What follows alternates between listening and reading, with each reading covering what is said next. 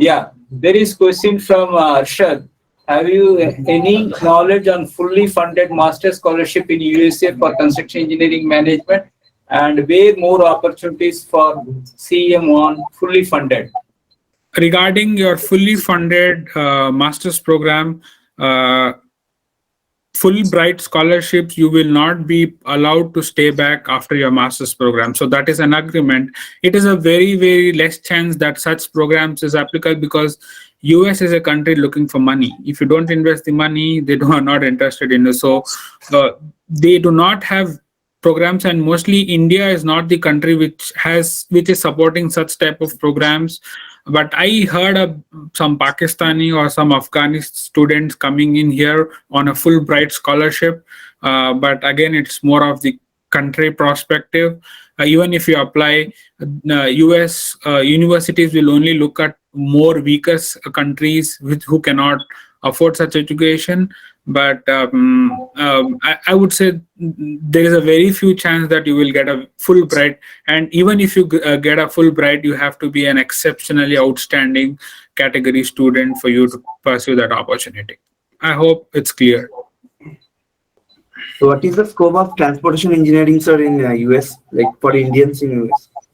Yeah, I mean, like, yeah, transportation is definitely a good industry. As I said, like, there's a lot of job going on in terms of heavy civil, that is highways, roads, uh, airports. They are more constructing. I mean, like, yeah, there's definitely more prospects in transportation industry, but uh, see, there are two ways you can get into a transportation industry. You can get into a transportation industry via construction management.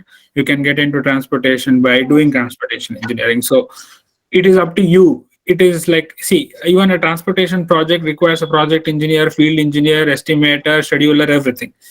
Even a transportation engineer would be doing a design part of it, but you as a construction manager will do the execution part of it. So it is your interest to whether you want to be on a design side of a construction project or you want to be on the execution side of the construction project. So if you do transportation engineering, you will sit and design a highway, you design runway, you design whatnot. What are the technical items or bid list in the bid list? But if you come from the construction management side, you would be doing only project, which is project management. So scope is there. I mean, like, see, if the field is there, it means there is scope. But it is up to you to figure out what exactly you want to do in your career. It is not like, hey, take transportation because you like it, and if you don't find it interesting, you shouldn't give up there. So see, it's all about trial and error. It's all about investigations. How to just to find out what is good for you. But definitely there's a lot of scope. If you get a chance, look into my suggestion. What I said, like, you can come into transportation via transportation as well as construction management. See which gives you more interest. What is your perspective of, is it is a design side of it or it is an execution side of it, and then go ahead. Yeah, definitely. Better whether to go direct for MSc or MTech or take some experience and going is better. Okay, good question here. Okay, so I would suggest some experience, like minimum of 1 year, maximum of 3 years, not more than that. But it really matters what experience you're pursuing. If you're doing an internship, it is way different than a full-time position. So experience can be a paid intern, can be an unpaid intern, can be a full-time employee. But believe me, and also the company where you worked on, what projects you worked on. So whatever previous experience you have will help you to talk in the interview, post the country you post your graduation, whenever you sit for jobs there. So I would definitely say experience is good. Again, my experience here says some companies do consider Indian experience and some companies don't. They don't care what you have done. All they matter is whether you have the experience in that country. So the first and topmost priority when you enter the country is getting an internship before your full-time job. So I don't think you other countries, but the great US is doing a great job in this um, terms, because as you can see in my introduction, I was an intern for 2 semesters. That is, I mean, I was an intern from starting from May till December. I was a estimator intern. So internship is the gateway to pull in for your full time, but internship experience in that country will have more value than your Indian experience. So I would say there is no right and wrong answer for this. Even if you have experience for 1 or 2, 3 years, but don't go beyond 3 years, because other countries don't like aged candidates. You need to be young and energetic. So don't, if you're confident enough with 1 year experience, wrap it up and just go getting. Like I just did 1 year because I just wanted 1 year. I didn't want to post like pull. I mean, I don't want to delay my master's program. So, but whichever country you go, you need to have the experience. That is what their employers looking for. So, whichever country you go, please make sure you get some in-field experience. That is like, it should be. It's not like I go work in a IT company and get a full-time job in construction. No, nobody's going to count that. So what I need to do is I need to work for a construction company, and then that's how I can go ahead for a full-time position. Yeah, but experience is good if it counts. Might not be beneficial if they don't count. So as I said, there is no exact right and wrong answer for this. If you can take it, well and good. But if it is helpful, again, it is good. If it is not helpful, then you'll have to try other ways. I hope I answered this question. Yeah. Yeah. I'm a student in Zimbabwe, and I just want to ask a simple question. Yeah, good. What's the best advice you can give someone who has just finished their degree in civil engineering or civil construction, especially from a person from Zimbabwe? What's the best advice someone can have in terms of Okay, so my advice would tie you back on 2 aspects. Like, what is your interest? Whether if you want to work in academia side, or is it your industry oriented? What's your interest? industry oriented of Okay, so industry. awesome. So I don't know much about how Zimbabwe's education system is, because that's a new thing I'm learning. But I appreciate whatever you have done. Congratulations on your graduation. But Thank you. what I would suggest is look how, if you are financially strong, if you're financially capable of affording a good master's program, then I would say with not wasting much time, if you don't find your country having such good experience which can give you such good experience, then fly to any of these countries, get your master's program, and then try to get a job there. But see if you can come up to US. I know the US is pretty challenging, pretty competitive, because I don't just tell people to just come over here. I have my own conditions for people coming in here, because it is just a matter of pride when you board a flight from your airport. The moment you land in the US, you're all frightened. Like, I mean, like, it's a totally different land. Everybody's all different. You are away from home. You have to take all critical decisions by yourself, cook by yourself, eat by yourself, survive by yourself, everything all by yourself. So rather than going to university, having that excitement, I would say prepare yourself first to come here, to be more independent, because at homes we have family doing 80% of our work, but here you have to do 100% of your work.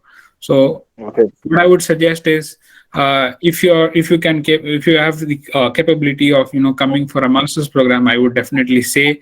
But if not, then I would say stay back in your country, get some experience, and look where you can go in future. Like, probably try Middle East, because Middle East is also having so much of opportunities in it's a hot market for construction. I think Shivaraman sir will give you some ideas about how the job market there is. I'm a little bit ancient. I mean, like I don't know much about it. So I think that would be a suggestion. But if you're looking for a teaching profession, then you can pursue again masters, and then you can get yourself motivated towards research. Then you should not be coming to construction management if you're doing your PhD. So you should either choose geotech, structures, environmental, and go in civil engineering. Only if you're industry looking person, then construction management is suggested, because you cannot do any research in construction management. Believe me, no research. What research will you do? So academia side, do masters in civil engineering and related fields. If industry, masters in construction management, and get a job. That's my suggestion. Okay, thank you so much. Thank you. Yeah. Okay, I'm from Bangalore. So Okay. I finished my degree back in 2018. I'm also done my MTech in structural Wow. engineering. So so I'm very glad with what Mo explained to the people, and I've also applied to the UK University, that is Northern Ireland, and I've even got a offer letter. So Wow, congrats. yeah, thank you. And that is in the subject of construction management program. Okay. So I was wondering if this is for the academy. If I would be very happy to speak to someone from UK who's working there, and I'm sure Mo did a good job explaining everything about US. So if there was some person who's back in UK and he can explain something about this management, it would be very helpful for me. Yeah, This is you- Sivaraman. Mr. Supreet, there was one CMTA student. His name is Sivaraj Rajendran. Okay. He is still in UK. He did his course in CMTI, and now currently he just completing his course somewhere in UK. I don't recognize which, and he is in LinkedIn. You can contact him if required. Another students reached, sir, in UK. I will share the contact also. I will arrange one session also if they are available. One is Jayan from Coimbatore. He did 2 years of internship in Bangalore only in one of the company. Then now he is in Switzerland, UK. And one more person also joined. He is also from Chitradurga, Sanjay. And I will take their availability. Otherwise, I will share their contacts if I get. Then people can interact. Yeah, the person I am referring is Sivadas Rajendran. Yeah. Okay, sir. I will check. Supreet, you can leave your contact number in the message box. So I will check and I will share the details. Yes, sir. I've just left my email ID and my phone number. Yeah, you can write there, and I will check their availability, and I will, if possible, I will arrange one session also. Sure, sir. I'm at Jayanagar, so you can just tell me where to come, or you can. Our office also in Jayanagar 3rd block only. You can come to our office. You can find out in Google also. CMTI Construction Management Training Institute. You can take an appointment and you can come. Europe and America, we need to do their degree to learn civil engineering there also. And what about sir, like Japan and China, Southeast Asian countries, where and war torn countries like Ukraine and Iraq, Syria, we can go there and work there with our Indian experience and degree. Okay, so see, your question is a little bit different. Going abroad and study doesn't mean going to another country, irrespective of whether they're doing better than India, doing lower, like not good as India is doing. See, our country is in top 5 economies. So, your question, is it like you're talking about going to Japan, Korea? Is what that you're talking about? Like we can work on our Indian experience and Indian degree in war-torn countries like Ukraine, Syria, Iraq. Do we need a international degree to work there? Why do you want to go and work in a war-torn country, man? You would definitely go and want to work in a country who's doing way better than India. I mean, okay, I understand your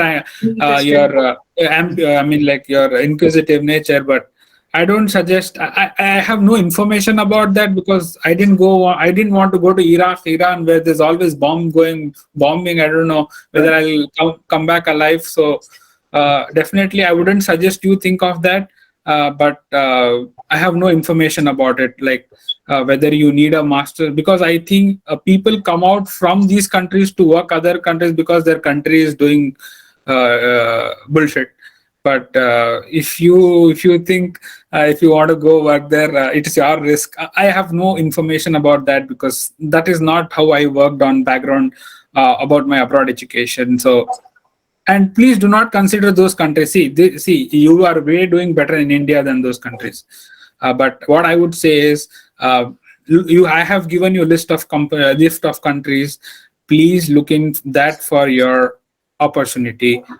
I think Shivaraman sir has a comment here. Thank you. Yeah.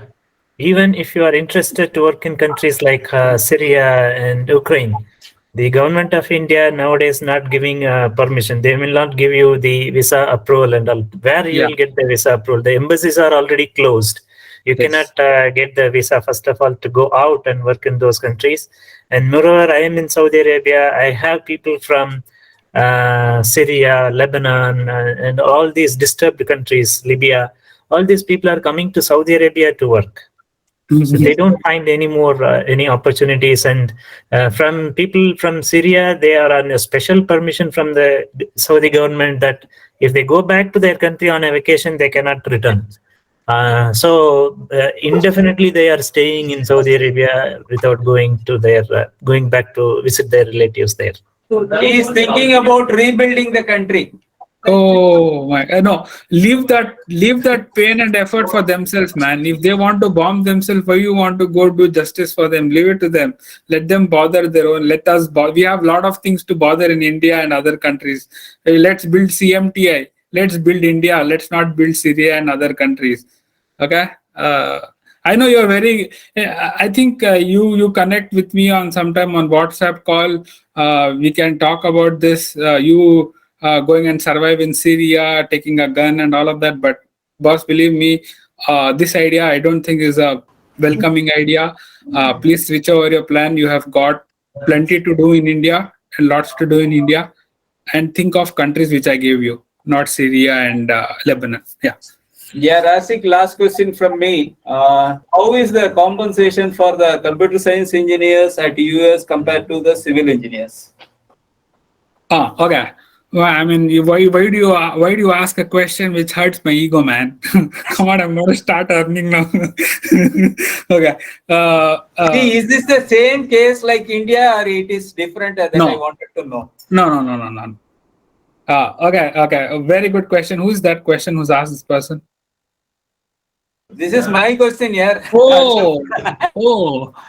Okay. Awesome. Okay. So, believe me, in India, there is a huge gap in between what an IT person earns and what a civil engineer earns. See, civil engineer, it is like they give all the tea coffee money. That is, it is not salary. It is petrol, tea, coffee.